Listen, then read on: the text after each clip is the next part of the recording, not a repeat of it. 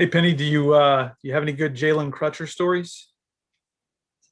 Jalen is just not funny, but just training him when he was younger. Just saw the potential in him.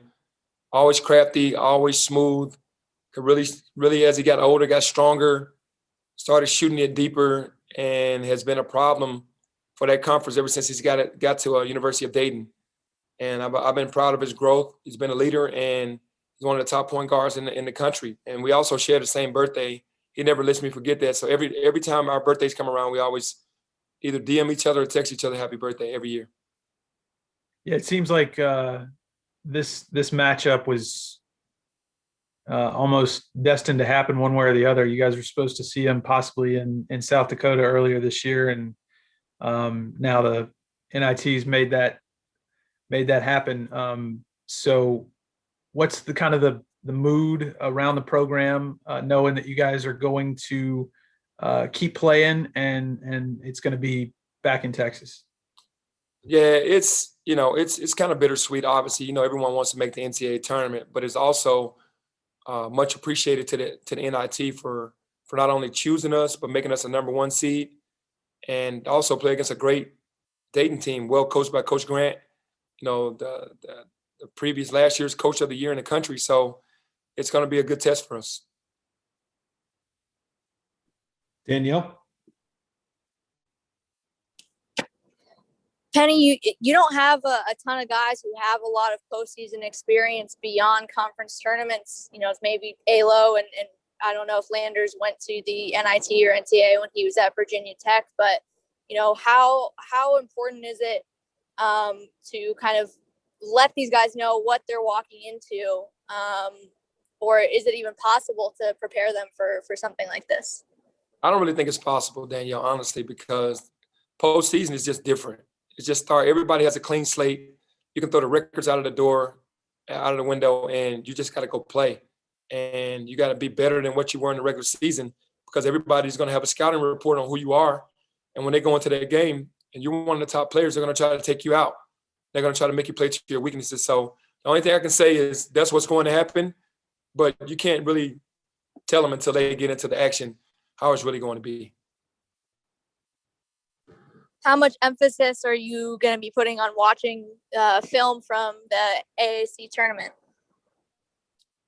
Probably not going to watch any film from the AAC tournament. We already know who we are. We know what mistakes we made from playing Houston the week before. We played them right back the following week in the AAC tournament. We knew what it was going to take to win that game, and it didn't happen. What we have to do is focus in on Dayton right now, and in the room for error. The errors that we made, we already understand, and we'll make up for those, and we'll work on those in practice all week. Mike?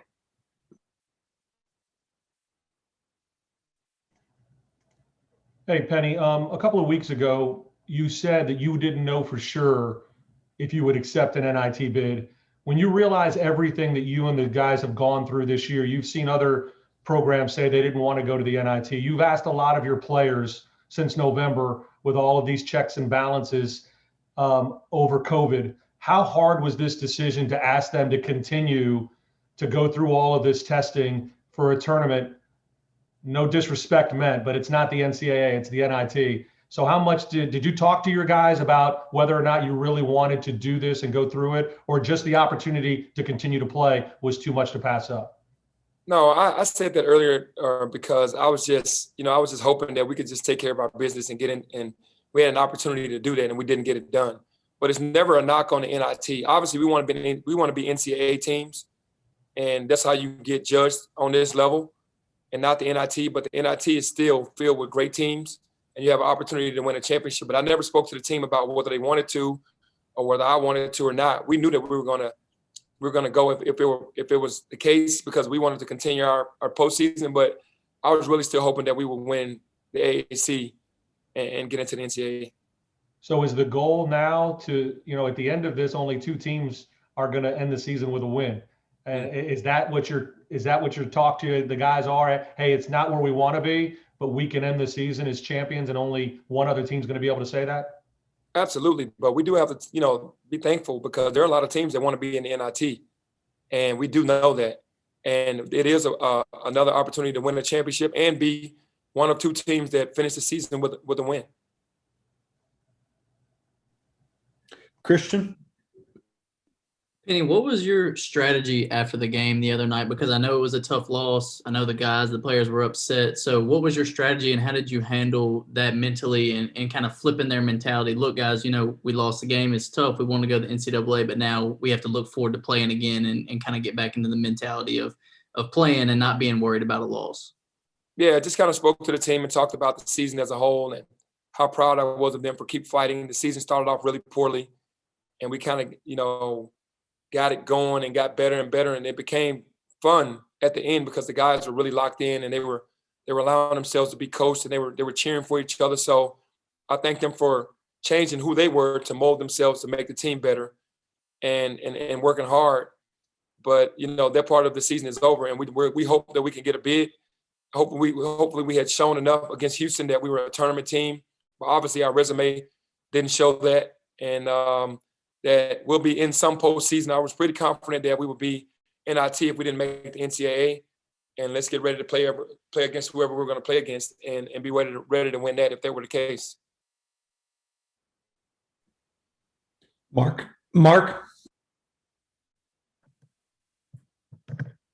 Hey, Penny.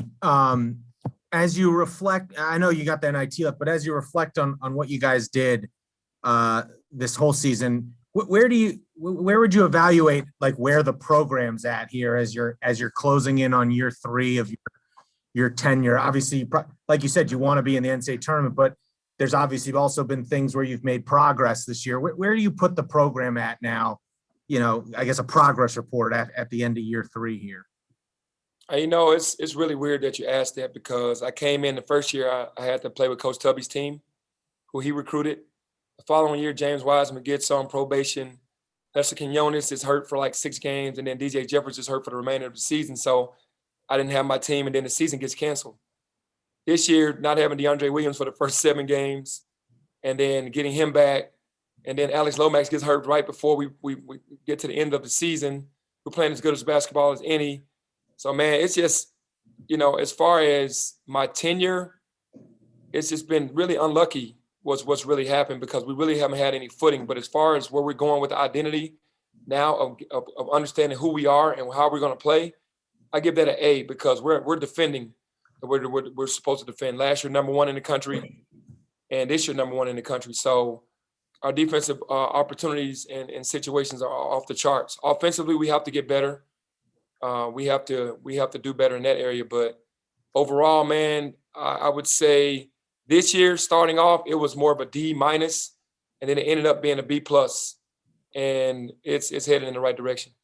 And then totally different topic. This week, it just so happens, Precious and James back-to-back games are going to make their return to Memphis against the Grizzlies at FedEx Forum. As you look at it now, I saw the article where it sounds like you're pretty involved, certainly with James still, and maybe Precious too. But as you look at what they've accomplished so far as rookies, what they did at Memphis, did or didn't do, what's their, I guess, impact been on the program, even though, they obviously were only here 1 season, and in James's case, less than that? Yeah, anytime you have 2 kids go as high as they did, James being the number 2 pick, and then where Precious went in the draft, that impact is huge because the kids who want to come here know that we can get kids to the NBA. Now, obviously, I helped develop James more in high school than I did in college because he wasn't here long. He went to Miami. But Precious was a full year of just developing him. I had more time with James than I had with Precious, but both of them gave me all they had in the time that we were together. And you could see both of them just get better and better every week, every month. And to see them now living out their dreams is, it's like being a proud father of your sons that work so hard to get to where they want to get to, and they got rewarded. So James is struggling a little bit more than Precious because to me, he missed the season and he needed to play. And Precious is doing better because he played, was player of the year and freshman of the year. But James's talent and his potential is through the roof, and he's going to get better and better as the time goes. And he went to a system that needs him to be great right away versus Precious going to a team that was just in the NBA Finals. Thanks. We'll finish with three more. We'll go with David from Dayton. Coach, you mentioned Jalen earlier, and you've known him for a long time. Do you remember when you first met him or how old he was then? He was in middle school. He probably was in 6th grade. Little bitty, scrawny little kid, tiny kid out there handling the basketball, had good skill, and was kind of flashy. He was spectacular in middle school, and you could just see the potential in him. And as he grew and got bigger and stronger going into Ridgeway High School, you could just tell, man, he started shooting that ball like crazy and controlling the team, becoming a great floor leader, floor general, and he played for a really good coach that taught him how to be a college point guard before he actually got the Coach Grant at Dayton. So he was taught well. Have you ever met Coach Grant? So you guys cross paths on the recruiting trail or anything like that? Yeah, I've spoken to Coach Grant on numerous occasions out on the trail. I always had a lot of respect for him, even when he was at Florida. Just saw the hard work that he put in, and just a really good coach. 2 questions left. We'll go with Jason. Penny, it sounds like you're pretty confident about the direction of the program and the state of the program and all that stuff. But this offseason is going to be unlike any other, with the expectation that the transfer rules coming up. So how are you approaching that? Or that's something that's, I would imagine, that's kind of front of mind, top of mind right now. Well, honestly, winning the NIT is, Jason, not to, be rude to your question or whatever, because I really want to win this tournament for our city, for our team, for the fans. And then after that, let the chips fall where they may. I'm sure some of these guys might be thinking about leaving, and some guys might be thinking about wanting to come to Memphis. And we don't know yet until the season is over and we sit down with these guys. But it's going to be a crazy offseason for a lot of coaches and a lot of teams, with everybody being free to go, as so to say, and get to a team without any penalty and still be eligible next year. So we'll see how this goes. But right now, my mind is really on the NIT. Last question, Danielle. First up, do you have an update on Alo? I do not have a percentage update on Alo. I see that he's walking much better, but the style that he plays with, it's just 50% of his ankle might be, 80% the other people. So, he plays so hard, and how he plays defense and how tenacious he is. So I'll ask him today or tomorrow what his percentage is in his mind of where he is, but he's walking much better. He's starting to do things on the court. I just don't know as far as competition of getting out on the court, running, jumping, cutting, where that is right now.